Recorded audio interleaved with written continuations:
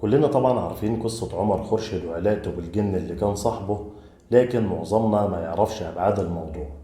تعالوا بينا نعرف إيه الحكاية.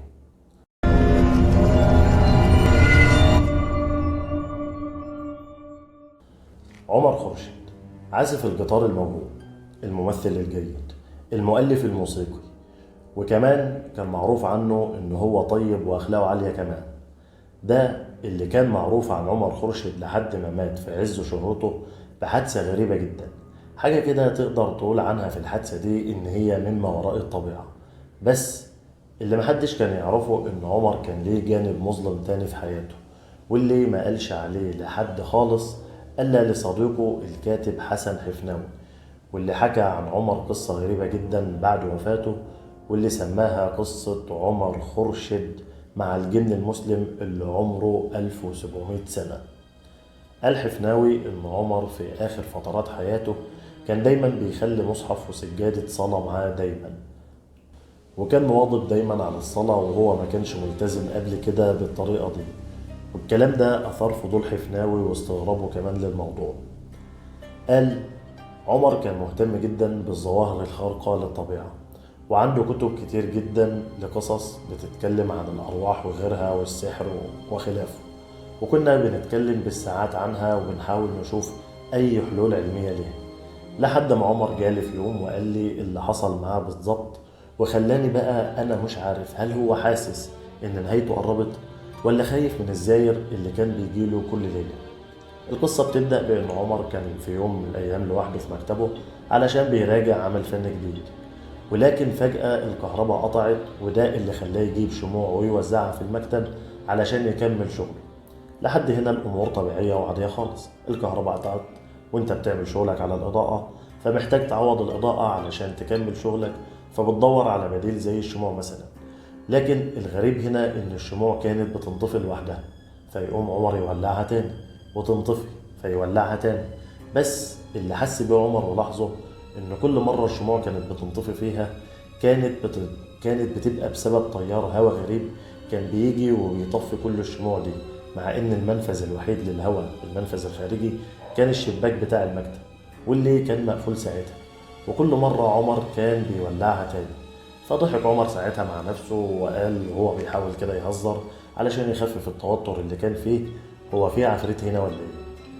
لكن الصدمة ان هو جاله رد بصوت مخيف جدا: لا يا عمر، انا مجرد صديق.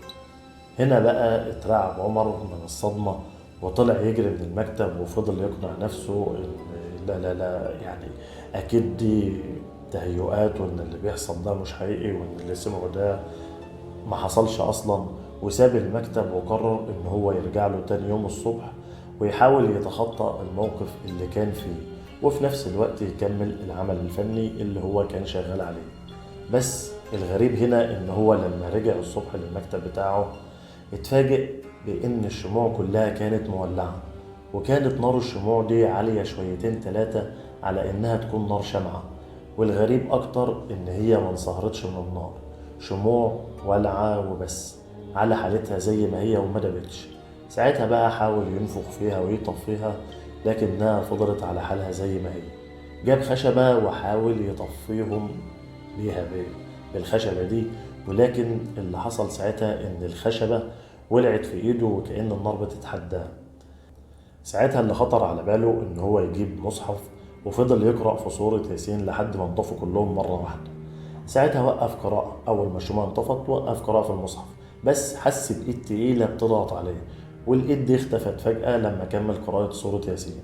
لكن بعد كده وبعد شوية أحداث اتعرف عليه عمر وعرف منه إن هو من الجن المسلم، واسمه حسن وعمره 1700 سنة، وإن هو ظهر لعمر علشان إن هو كان معجب بالموسيقى بتاعته.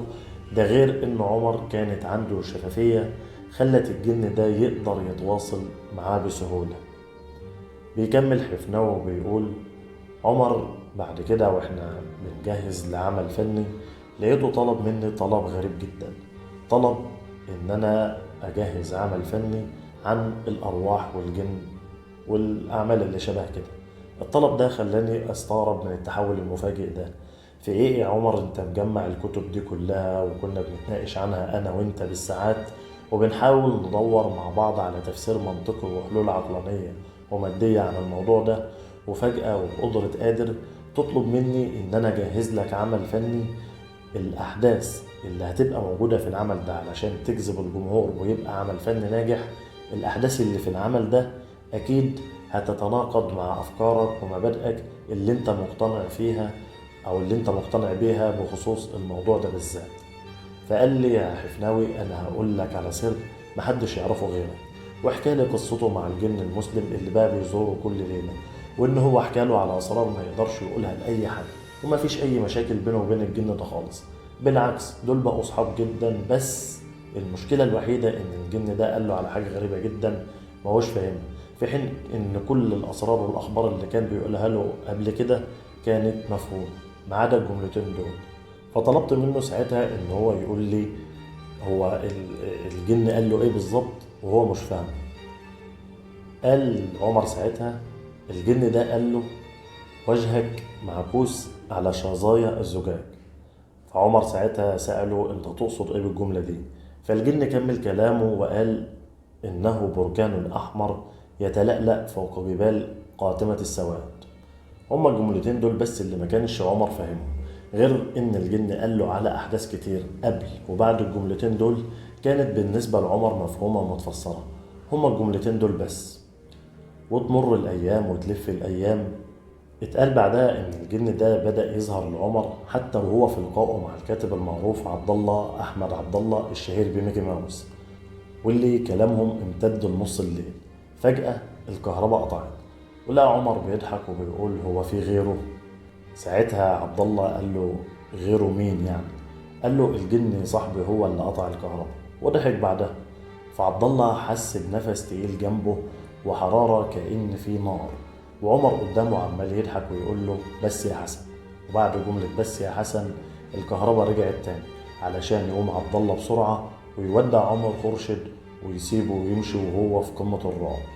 قصة تانية حصلت عن لقائه لسفير أحد الدول العربية، واللي فجأة سمع صوت خشن جدا بيتكلم ومرعب، واللي خلى عمر ساعتها يقول له يا عم لا ما تاخدش في بالك ده صوت المسجل.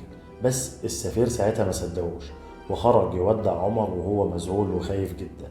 وفضلت الدنيا ماشية مع عمر وعلاقته بالجن حسن عادية وطبيعية جدا، لحد ما جه اليوم اللي عمر بعدها سافر لاستراليا ورجع بعد رحلة عمل فنية موفقة علشان يقابل ربنا بعد كده في حادثة عربية.